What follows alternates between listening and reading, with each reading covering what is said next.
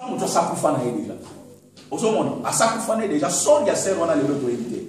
Témoignage nous sont en pessimino, pasteur spirituel en tant que pasteur. N'a pas frère, n'a pas soeur, bazolanda, ils sont au moins aidés par mon ami. Merci beaucoup, homme de Dieu, pour l'initiative Oyo. Quand au Sénégal parlait sur Facebook, moi je ne savais pas que ça pouvait prendre cette ampleur et que l'Éternel pourra encore nous révéler beaucoup de choses. Amen. Alors, pas m'entendez pour la choix ya bandeko Oyo na passé na Nzambe parce que ma sœur wana mi balé dans la carte Facebook va expliquer sur la réalité est belée et spirituellement selon votre demande. Nous avons pas Nzambe pour la madame nanga avant d'aller na mboka na bino à Londres à Landa émission Oyo parce que azana Facebook té parce que na sepela na dans la Facebook ça c'est mon choix na zolo bateke batu bazana Facebook basumuki non mais nga na sepela na Facebook té pour la raison na personnelle mais bana nazana jeune fille il y a 20 ans à côté Facebook il y a quelques mois seulement nazana bana il y a 16 ans na 14 ans ba auto ko na Facebook à Mikolo au départ bana bazé comment le quoi na papa moko bandolo bana papa moko africain ngabi oui naza na Europe mais naza africain pour nani parce que naza alors le problème c'est quoi le problème c'est les choix. OK, vous voyez le problème c'est les choix. Nzambe alobi voici je mets devant toi deux chemins le chemin de la vie et le chemin de la mort mais pour moi Dieu je te conseille de choisir les chemins de la vie. C'est clair. Quand mon Facebook et que yo osui initiative to parler sur Facebook et que bande ko ba moni ba réalité ba conséquences et ça na carte ba Facebook to yo ko pesa ba mon conseil ba ko yo ko ça la choix na bango. C'est clair. Et ça quand yo ko l'église j'ai fait le choix d'aller à l'église que au séminaire na ba Facebook. C'est le problème des choix. Alors nazana bana mi balé ya mapasi bazana Angleterre moko ya mwasi maman ba mwa benganga lobi non moi na azana besoin ya kosola na ba friend na ye batunyo so na ba Facebook ya zana Facebook l'enfant n'avait que 9 ans quand nous tout ba na boya eloko wana na boya na lobi c'est trop tôt moi na akota na Facebook pendant que bayaya na ye awa bazana ba Facebook te en fin de compte donc on a za musika moi na saini comme le Facebook mais ndenge tozo sola no boye maman na ko beta ye po abima na Facebook et comme difficile wow et pour tailler vous allez ko senga ako mo be na téléphone sola na mwana ye bi saye do wana mwasi na yo madame na benga ye madame na yo do ezate ko li solo amote gloire au Seigneur mwana ya ngabi yakao yo ngo sala pesa na numéro no ya Facebook na ina kanga vous savez ce que l'enfant me dit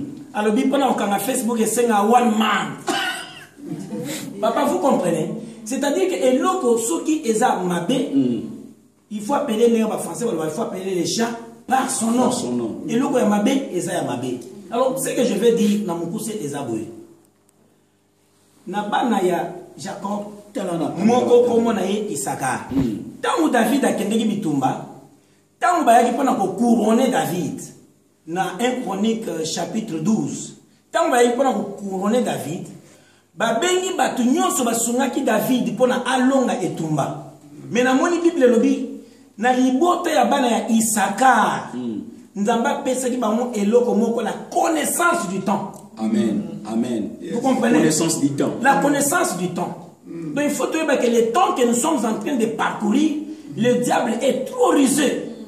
N'a pas mon papa ou le lobby. Diable les lois tambola na salité. Diable tambola ma coloté. Diable a comment tambola na avion. Le diable s'habille très bien. Diable a za mobile kitoko moi si kitoko. Diable a zo kumba bamitu kaminene. Alors bazo c'est là-bas mon diable akoya na maseke. Diable za na maseke te. Il est trop rusé.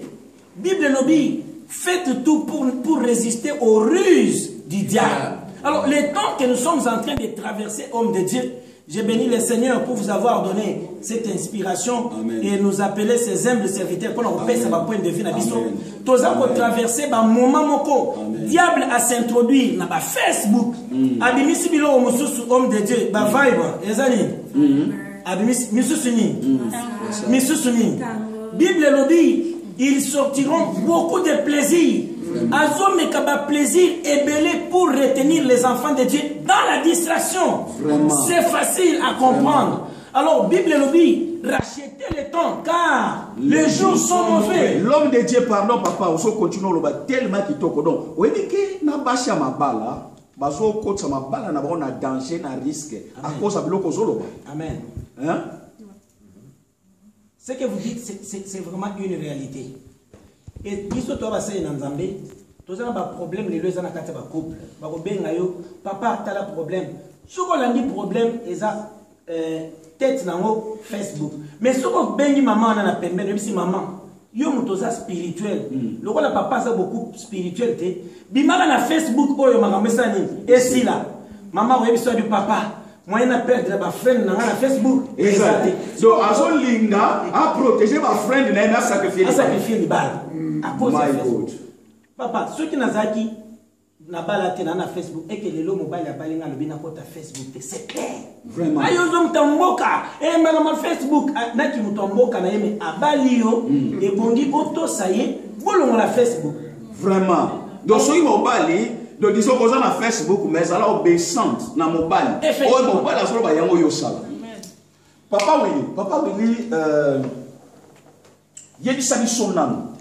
Et là on est na pour ça il y a des samis ezali que bato yo baza yo za mona mobile. Azana ba friend ya bana bashi, mais azolinga oyo aligi mais za mona mobile na kati ya Facebook. Olingo ye samis sonam. Mutu moko azolinga basi ebele na Facebook.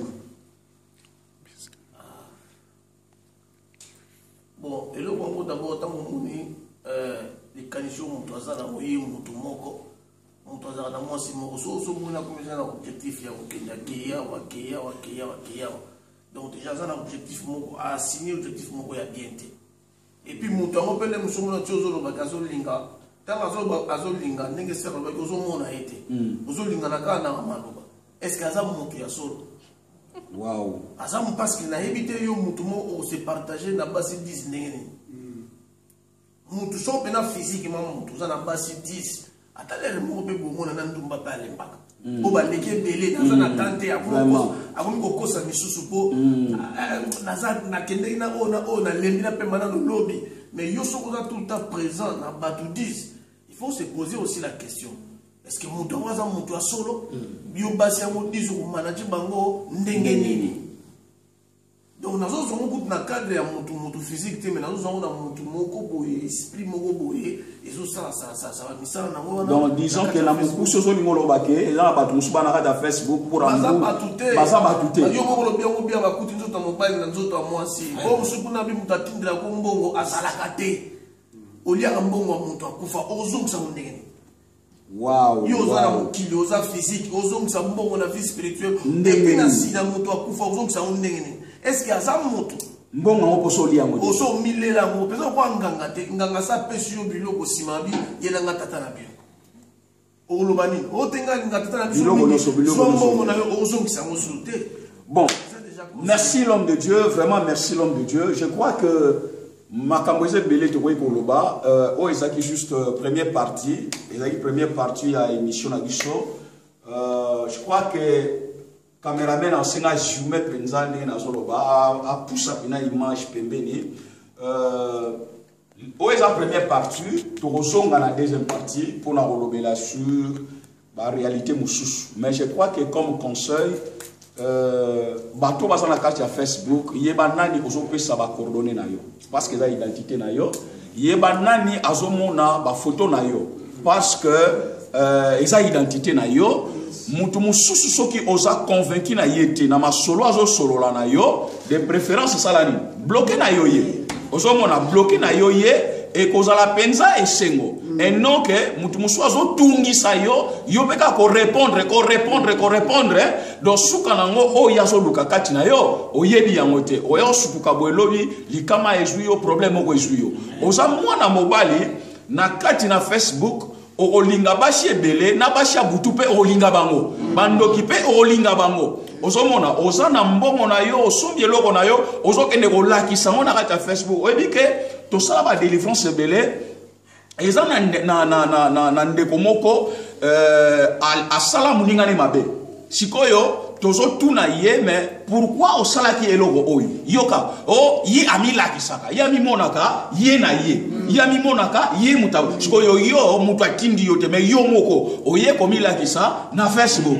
ozomona eza po omilukila bakomba oyo efandaki nango ozomona donc oza pe mwana mwasi zala vraiment très attention mobala so linga yo na kati na Facebook ça les fort yeba ye quand même numéro de téléphone na ye quand même soki nini faut la sur masolo bozo sur la personne aza muta malungo oyeba so aza muta malunga peto oyeba no kaka ataku tu soki ndengene mageke batu bakokutana na ba différents moyens mais ça vraiment ba conseil tozo pesa bino na batu bakufa baza na kati ya Facebook ozomona batu ba existe ngate baza na kati ya Facebook alors s'il te plaît papa maman zala vraiment keba sala attention et c'est belé o ezo salema o eza juste première partie il y a émission na biso sur Facebook je crois que to yoki ba définition to yoki mambo ebele to kola ko bando bandela eloko moko te o s'appelle maman batela libala na yo eza po na Facebook te o kocha mindondo na libala na yo po na nini po o satisfaire bato yo baza na kata Facebook libala no eza libala na yo ozomona soki po bali nanu te mibali nyonso bakolinga na bango yo oyedi ke nam talobi yango ye mtolobi yango la plupart ya bafrende ya mibali oyo kozwa aobanana otuno kombono nani ofandaka wapi numéro ya telefone no nini oza kitoko suka nango dossier ya bolingo ozomona sikoyo oya lingi yo siko ntango bazotela ba j'aime ba commentaire eza bien yo ozosepela mais eloko ya pamba ezanga tina ezalaka te ozomona ezalaka te yo ozosepela mais conséquence oyebi yango te alors s'il te plaît ndekosa de partout dans le monde message oyo zwa yango soko lingo sauver am moko ebeleke me moko pamba tango sisi koyoka yango kabolongo pe wa pa ndeko mususu epesa batu mayele pour en comprendre que mokili eza ya obeba donc mokili vraiment eza ya obeba alors vraiment soto komi awa pona lelo to suksi na première partie na biso je crois que to kosenga biso nyonso ensemble et to simbana to prier pour na batu nyonso yo bakolanda émission oyo nzambe apambola pe akangola bango bawe basangama ki déjà babeli bazana ba problème nzambe assister bango to bondeli nzambe Père merci de vous prier pour na bandeko nyonso oyo bakolanda émission oyo tika opambola bango tika vraiment okangola bango ba oyo bakoti déjà na ba erreur na ba faute na ba danger quelconque nzambe libere bango ona gloire ya kombo na yo nzambe tika okolo ya système on a pu passer la séance aveuglément, pas passer aveuglément. Nous puissions comprendre que le diable a attaqué ma vie. Que le sang est en train de nous na kumura Kristo Yesu yone nkolo ebo bichina bisonzambe Amen. Amen.